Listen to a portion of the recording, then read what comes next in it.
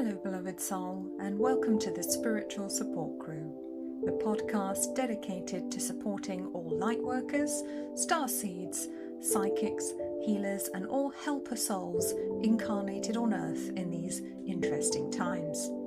I'm your host, Helen Crosby.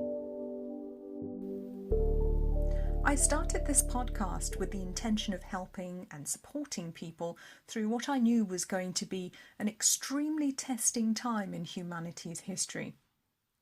As the months have passed and we've been subjected to further lockdowns and restrictions, I've actually been surprised that there aren't more people who are outraged, upset, or at least annoyed with the draconian measures being placed upon us, which have now been shown many times over to have very little to do with health and everything to do with control. I know some people are upset about this, and there are a brave few who are trying to make a difference. But one of the biggest problems we're facing now is not fear, not anymore. Back in March, many people were frightened, and quite reasonably so.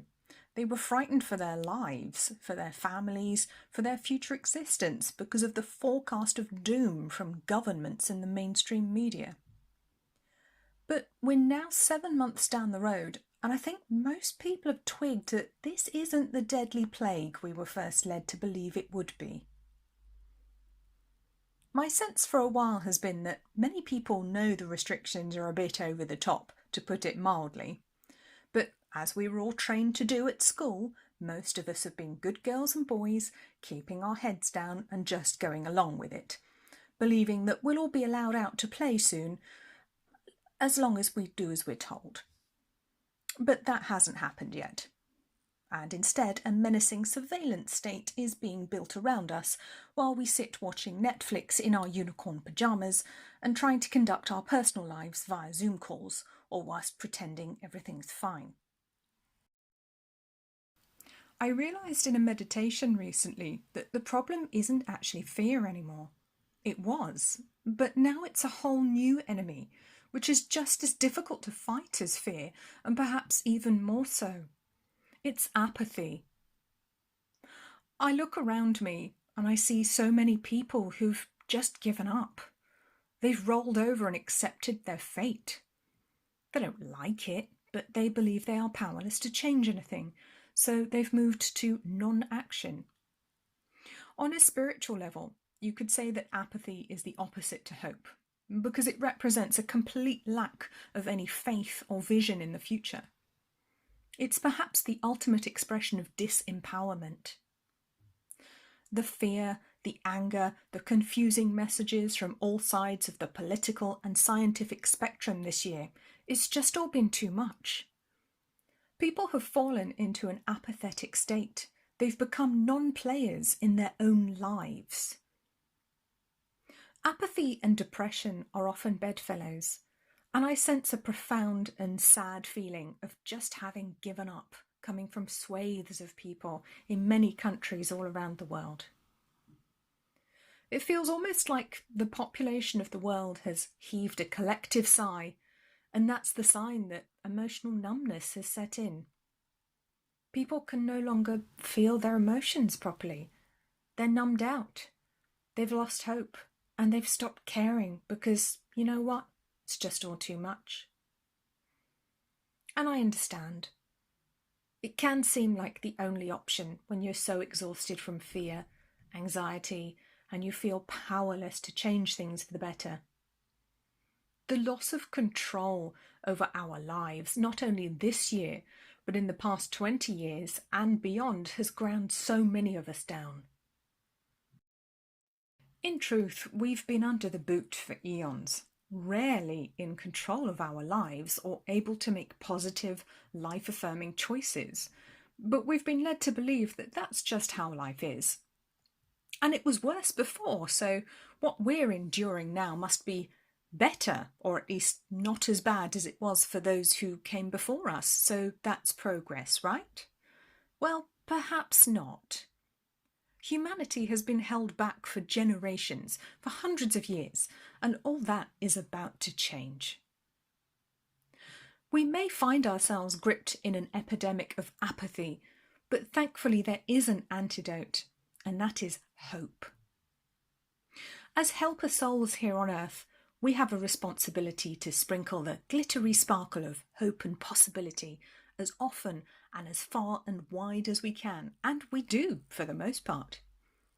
How often have you found yourself in a very unspiritual job, or an unexpected or even unwelcome circumstance? But in hindsight, you can see that you were put there to help the other people involved. This is our work. This is our spiritual job. It doesn't always feel very spiritual while we're doing it, but bringing hope, compassion, empathy, a listening ear, a kind word, or an encouraging smile to somebody who is struggling, frightened, lonely, or in need of support is one of the most important things we can do. Sometimes that can be hard, though. To hold on to our own hope and faith can be hard enough when things seem very bleak in the outside world like they do now. The spiritual war that we are witnessing will not be won with guns or physical might.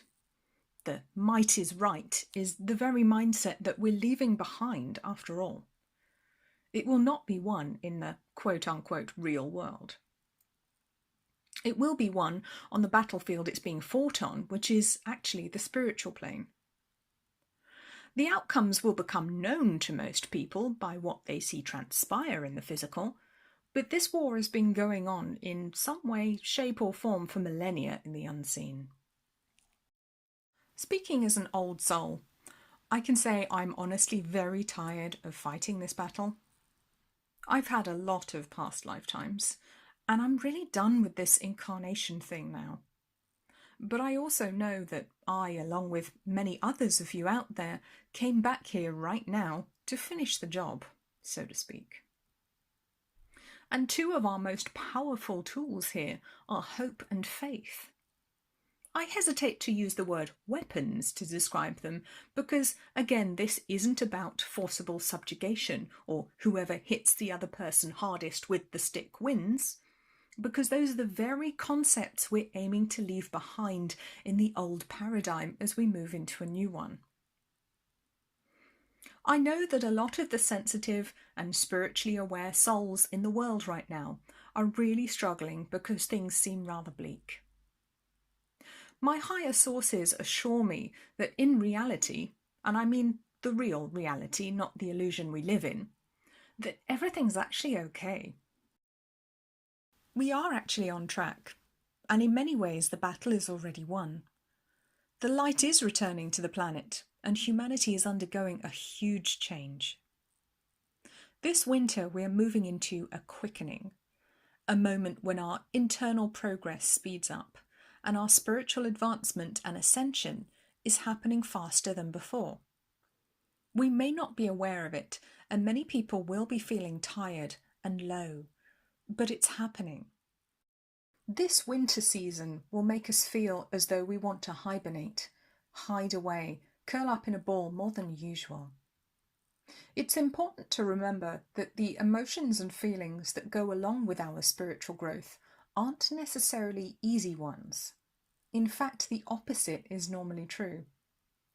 We have a lot to let go of, not only from our past in this lifetime, but we have eons of ancestral and collective karma and our own personal karma to resolve too from past lifetimes. This is some serious work, and some of our most important and sacred work will be done without any worldly witness other than ourselves. But the next few months will also be a restorative time. We will find our calm, our peaceful centre again. The sensitive helper souls will finally start to feel more alive as we move into February, and although things may still seem rather bleak, we will start to see the metaphorical tiny green shoots of new growth spearing through the cold and hard snow-laden lands. So, my dear friends, please stay with me. Please know that there is so much light and positivity surrounding us, even if we can't always see it. Don't lose hope. Remind yourself to choose to have faith in yourself, in the divine, and in our sacred path that we all walk together. Nothing has truly gone wrong. It's just an interesting section of the journey. A bit like that old Chinese curse, may you live in interesting times. Restoring our own hope and faith in the future and helping others with this is what will help humanity to manifest the positive future that we want. The happy and loving world that awaits us if we can allow ourselves to bring it into being. There is still a lot of guilt being carried in the matrix. Many of us carry guilt toward other people and to the world for our actions, our perceived failings, or for things that actually have nothing to do with us, or may not even exist, but that we are told we are responsible for. Guilt is a heavy burden that serves very little positive purpose over the long term. Letting go of your guilt and helping other people to let go of theirs is one of the ways we can restore hope in the general population and help people see that we do deserve better things. When an entire world's population manifests a prison for themselves, you have to assume that they're doing so because they feel they deserve it on some level. So guilt, logically, has to be a part of that spiritual equation, because that's how the law of attraction works. Only when we let go of the guilt we feel can we change things and avoid the dystopian nightmare that we're setting ourselves up for if we don't. Now, the guilt probably feels very real and valid, and we are told that there are many things wrong with the world that are the fault of human beings. Some of that's true, but our perceptions are being manipulated, and some very real and obvious solutions have been not only hidden but confiscated from us. I am always somebody who looks for solutions to problems, and I like to find a better way to do things. I try to cause as little harm as possible, and for many years I carried a heavy burden of responsibility for the things done by our ancestors to other nations, to the animal kingdom, to natural habitats and so on. But one day I realised that there are actually solutions to many of these things. But the powers that should not be are holding those back and preventing us from making things better, while at the same time holding us responsible for them. The crux of this is that the dark powers want to create a prison planet, a dystopian nightmare of digital design that we cannot escape from. But they can't do it without our complicity and our ability to manifest and create our futures. So they trick us into feeling terrible guilt, pain and shame so that we manifest our own prison and feel as though we deserve it too. The world's biggest and longest con is playing out right now, and when I finally realised that that was the truth of the matter, I was able to find my hope again. As they say, knowledge is power, and knowing what the real problem was led me to the solution. I know that we as a species have untold potential and the ability to create wonderful, joyful futures, not just for ourselves, but for all of creation over many dimensions. We are powerful beyond measure, but our guilt and shame is holding us back from hoping for better right now. It's understandable, but thankfully it's not terminal. And by restoring our own faith and showing others the way to the light, we can find our way to that enlightened future that many believe to be impossible. It's not a great reset that we need.